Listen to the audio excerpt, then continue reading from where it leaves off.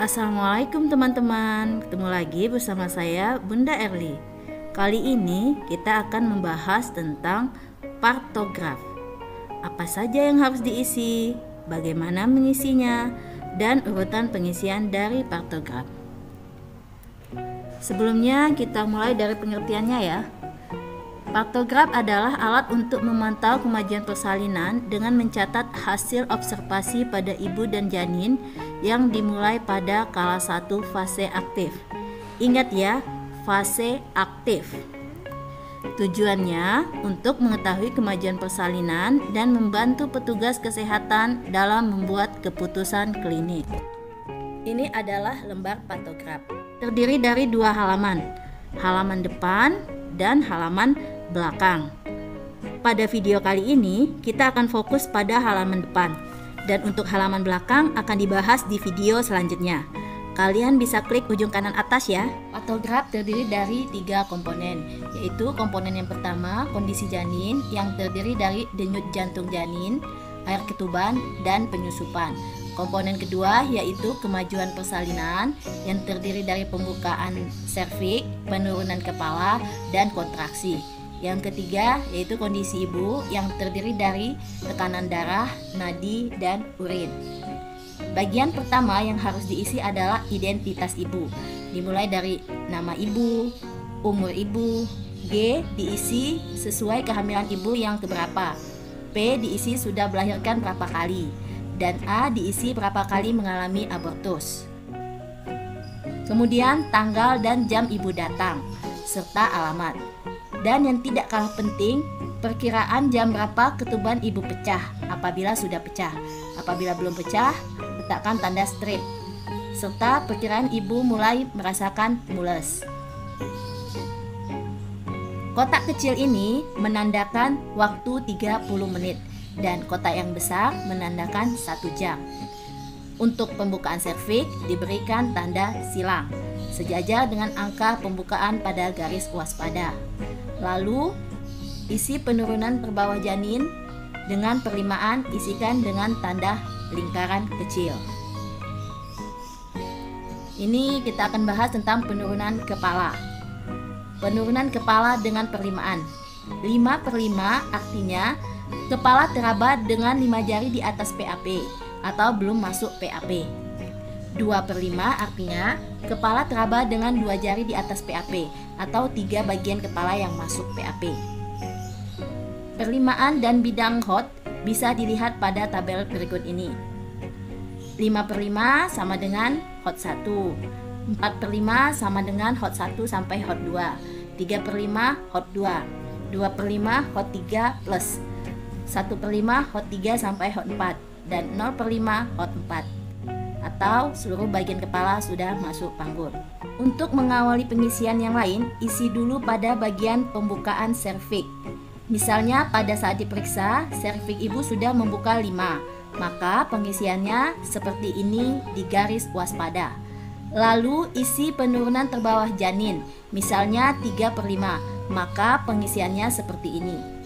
Jangan lupa isikan jam pemeriksaan di sebelah kanan garis.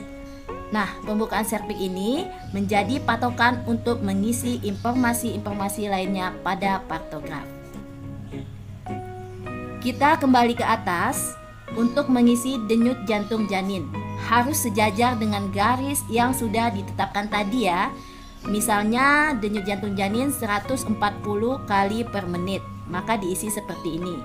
Periksa denyut jantung janin tiap 30 menit sekali ya. Selanjutnya kita akan mengisi air ketuban dan penyusupan kepala janin. Isikan di sebelah kanan garis sejajar dengan jam pemeriksaan. Selaput ketuban utuh atau belum pecah ditulis U. Apabila selaput ketuban pecah, lihat bagaimana keadaan air ketubannya. Cairan jernih ditulis J. Cairan dengan mekonium ditulis M. Cairan dengan darah ditulis D. Dan cairan tidak ada atau kering ditulis K. Untuk penyusupan kepala atau molase terdapat 4 kriteria, yaitu 0, 1, 2, dan 3. 0. Bila tulang kepala janin terpisah. 1. Bila tulang kepala janin menempel. 2. Bila tulang kepala janin tumpang tindih tapi masih bisa dipisahkan. Dan 3. Bila tulang kepala janin tumpang tindih dan tidak bisa dipisahkan. Selanjutnya, kita akan mengisi kontraksi ibu. Bila kontraksi ibu kurang dari 20 detik tiap terjadi kontraksi, maka kotak diisi dengan titik-titik. Bila kontraksi berlangsung selama 20-40 detik, maka kotak diisi dengan garis arsir. Dan bila kontraksi lebih dari 40 detik, maka kotak diblok. Contohnya, his 2 kali dalam 10 menit, lamanya kurang dari 20 detik. Jadi, 2 kotak ke atas diisi dengan titik-titik. Contoh berikutnya, his 4 kali dalam 10 menit, lamanya antara 20-40 detik. Jadi, 4 kotak ke atas diisi dengan garis arsir. Contoh terakhir, his 5 kali dalam 10 menit, lamanya lebih dari 40 detik. Jadi, 5 kotak ke atas diblok. Yuk kita aplikasikan pada pantograf. Ingat, harus sejajar dengan tabel lain yang sudah diisikan. Kontraksi diperiksa setiap 30 menit sekali. Pada pemeriksaan, kontraksi 3 kali dalam 10 menit, lamanya 30 detik. Maka diisi seperti ini ya. Selanjutnya kita akan mengisi kolom obat dan cairan. Isikan obat dan cairan yang diberikan pada ibu menyesuaikan kolom pada jam di atas. Bila tidak ada cairan atau obat yang dimasukkan, maka beri tanda strip. Dan untuk oksitosin, tuliskan jumlah tetesan dan unit yang diberikan. Bila tidak ada, beri tanda strip. Lanjut ke kolom kondisi ibu. Yang pertama, mengisi tekanan darah yang diperiksa setiap 4 jam sekali. Contoh, tekanan darah 120/80 mm/Hg. Jadi diisi seperti ini ya. Nadi diperiksa setiap 30 menit sekali. Contoh, nadi 80 kali per menit. Tuliskan titik seperti ini. Kemudian, suhu tubuh ibu setiap 2 jam sekali. Isikan pada kolom yang sesuai jam. Hal yang sama dengan urin.